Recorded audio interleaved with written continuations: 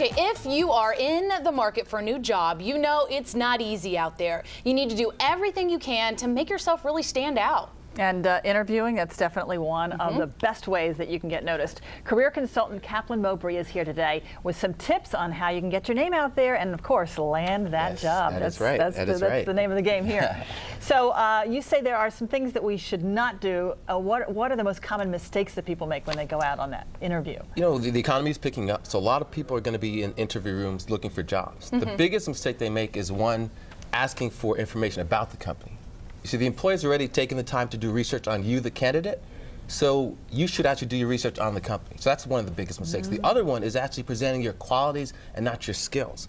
A lot of people go into interviews and they present, I'm a passionate person, I'm a great team player, but they never talk about what they actually do to drive a result. Or what you have done in the past. Or what you've done in the past. That's interesting. You always hear, ask that question, ask questions. Don't just be answering the questions. But I think that scares the bejesus out of a lot of people because they think, what am I going to say that they haven't already said? What would you recommend? Well, first thing is to talk about why you are there and how you can make a difference for that particular company.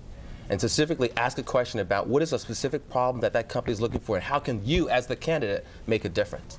Okay. So that's great. And you know, women have a whole set of areas about, you know, when they want to have children and that kind of thing. And so how do you handle questions about, you know, your future plans? Are you going to be around? That's what they want to know. Are you going to be around? Oh, they put you on the spot. They put you on the spot, but here's the thing. Be truthful and be tactful. The employer is going to find out one way or the other if you are going to have kids or have kids. So be truthful about it, but what I advocate is attach your personal attribute, kids or having kids, to a result that you can create. So for example, if you have small kids at home, you actually also know how to be a great multitasker and to be very organized. So use it to your advantage. So use it to your advantage. But you know, here's one thing. I actually had a friend who was about like 3-4 months pregnant, wasn't showing yet, was interviewing. You know, great candidate, but was too scared to say, hey, I'm expecting, because, okay, by the time you hire me, you train me, I'm out the door for 3 months. You know, because that could work against, no matter what you say about the laws and where they are, you know, and laws have been created to protect women and maternity leave and things like that. You know as well as I do, it doesn't work that way when you're hiring. It doesn't, but you can use it to your advantage, and here's how. Many companies have great policies around their support of women in their careers. And you can say one of the reasons I'm here today as a candidate is because of your company's support of women in their careers. And I'm looking forward to interviewing for this job and to getting that role. So kind of turn the tables on them and be like, I know you wouldn't do this to me. I know you wouldn't do this to me. Exactly. Be proactive. I like that. That's really a good technique there. Flip it. What happens when you walk in the room and, you know, are they sizing you up looks-wise? I mean, how much do looks factor into the hiring process? Absolutely. Your personal appearance is one of your strongest attributes that actually either support you getting a job or may take the job away from you.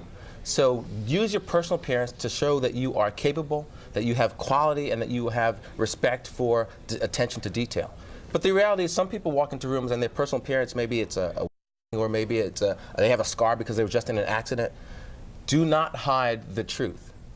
So that what I tell people is if you have, if you are overweight but you're looking for a job, talk about your weight.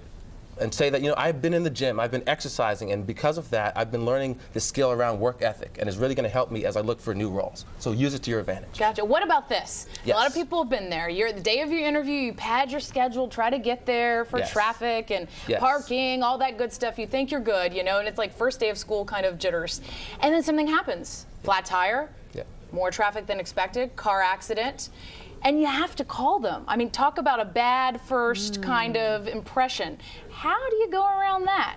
So if you make a bad first impression, follow up with a great second impression. So call ahead, but also when you call, actually call and give 3 details about yourself that still make you a great candidate. The fact is, I suffered through this flat tire to get here. I'm going to be late.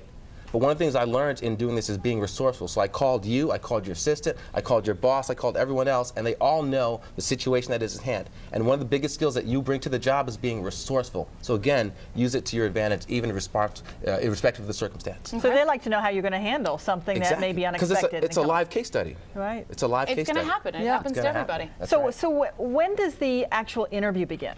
I mean, is it like when you're still at home and you're on the phone with them, or is it when you first walk in the building? The actual interview begins when you know that you have been assigned to the interview. Like for example, I once sent a box of cookies to the interviewer before the interview. Nice touch. So when I got to the interview, out of the 15 candidates that they had, who do they remember? The guy who brought the cookies. The cookie man. And then, by the way, if you have great skills, then you can tell a story. So it's all about making yourself memorable.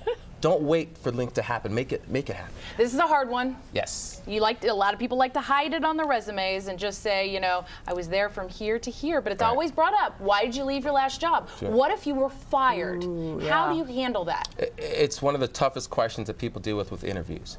One of the things I always tell people is, if you were fired, tell people the reason why you left the job, but the specific skills that you learned that are going to make you a great candidate for the new job. We are in an age where people are getting laid off, people who have great skills and great credentials, and many jobs have been discontinued because of the recession.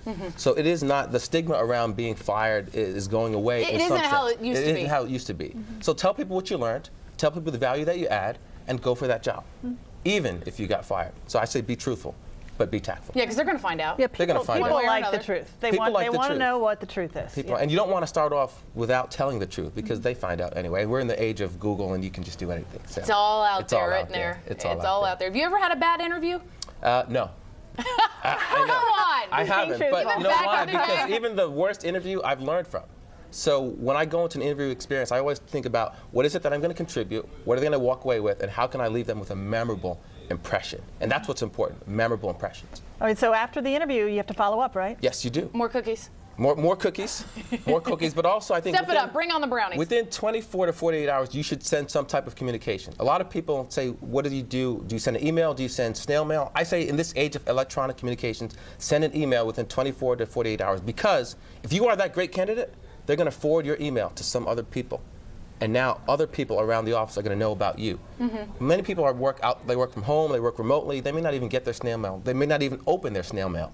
So send an email within 24 to 48 hours after the interview. It's quick, it's there. It's Kaplan, quick, it's thanks there. for coming in. I'm going to hold your book up right Sure, here. thank you. Yes, the 10 Ks of personal branding right here. That's right. Go get it. That's right. Everybody's looking for jobs. This would be very Yes, it helpful. is. Thanks, Yes, it is. Kaplan. You can Thank you, do it. Kaplan. Thank you so Appreciate much. it.